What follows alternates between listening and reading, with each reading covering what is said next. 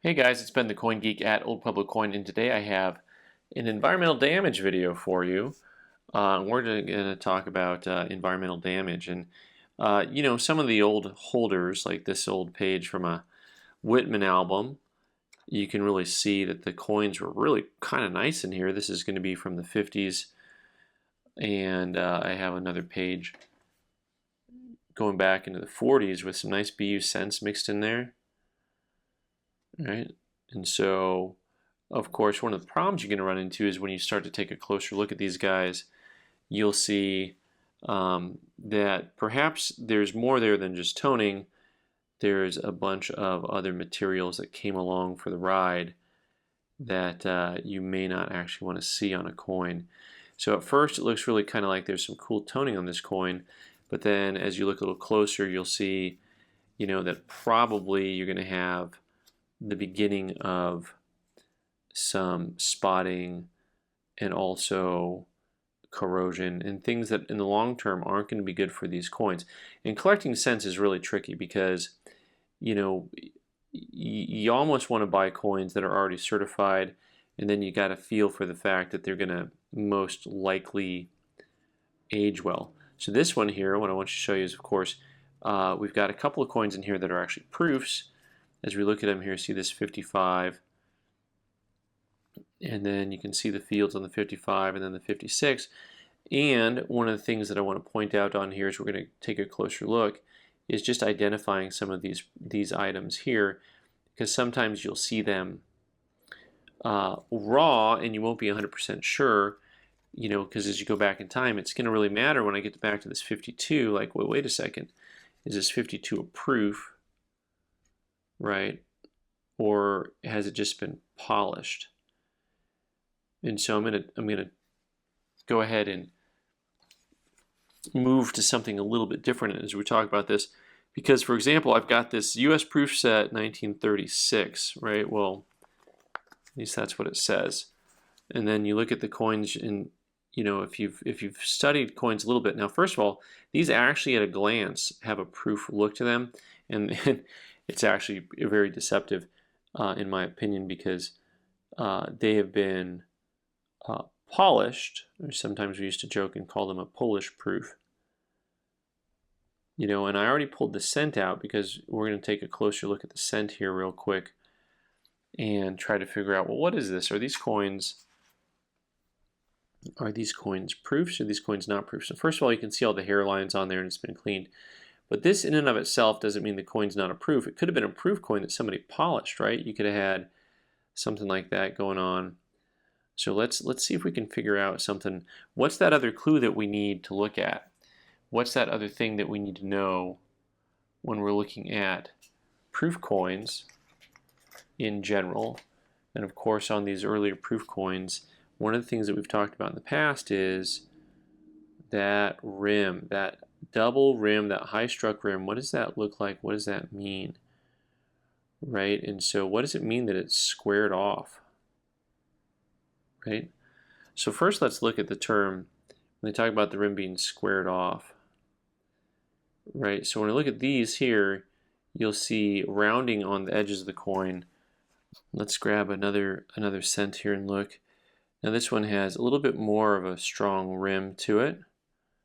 Right? And then let's look at that edge here, and you see how wide the rim is when it comes up to the edge. Now let's grab this other one here and look again.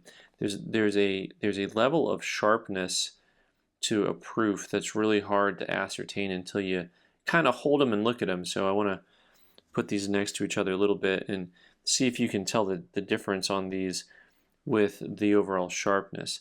Now the one on the left is the proof, and it's hard to tell from this angle, but the way that the edge is made is very different, and it almost looks thicker. Now the next thing to look at here when you look at these is going to be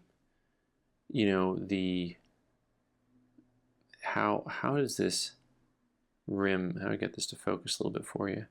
How does that look on the very edge of the coin?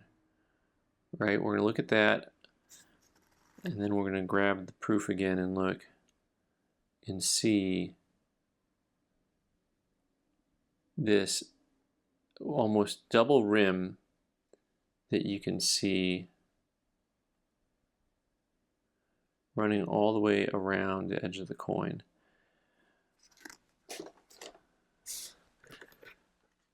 So what you look at on that is you look at the edge. It almost, instead of just coming down, it'll have almost like a secondary spot to it that runs all the way along the rim, right? So this one will just be flat all the way, and this one will have almost like a second bump. Boy, that drawing is worse than normal. There we go. So let's look again at this 1936, and let's actually before we do that, I'm going to zoom in a little bit closer here at the one that is definitely proof, and look again at that wire rim edge and how it is struck.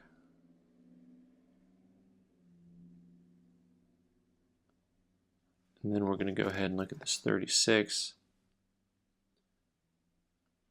and see that it is rounded off on the edge instead of being squared off. And that is something that is just one of the main big differences, because anyone can take a coin and polish it and kind of make it look like a proof from a distance. Of course, one of the other things to recognize is just what the overall look of a proof is. That's to say, you know, you see these both have a mirror finish to them, right? So that's where this one can be deceptive. But, you know, someone took like a Dremel or something and ran over this cent to make it look like a proof. And so there are some subtle differences. The way that they reflect light is actually a little bit different when you look at the way that the reflectivity really runs over the entire face of Lincoln. And really on even a coin that doesn't have a cameo look per se, that reflectivity over the face of Lincoln, now I'm just focusing here on Abe, really isn't there, right? The field is reflective. Now Lincoln's a little shiny, but he's not reflective. And that's a big difference when you look at like his overall profile. All right, so anyway, the key here is to know some of the different diagnostics for different coins and how they're struck up. The same is true for a lot of the other coins where you'll have, you know, a rim that will not be rounded. It'll be squared off. And so you'll see that on a lot of these other coins here, that you want to have a stronger strike to really see something be a proof coin. And so each one of these coins here that's a proof versus the Unk will have that big double rim. You can see that extra line on that guy, no extra line on that guy, and it just kind of goes on and on when you look at these guys. There's that double rim on the back. I guess I didn't look at the back enough. Right, and all of them have that squared off double rim. And unfortunately, depending on how coins are housed, you run into a lot of things where you start to get actual environmental damage, which is not what you want for your coins. You want them to be preserved in a way that's going to be long-lasting for you and collecting generations after you. All right, guys, thanks so much for watching. I've been the Coin Geek. You can subscribe by clicking on the owl button in the corner and watch more videos on the right side of the screen. Thanks.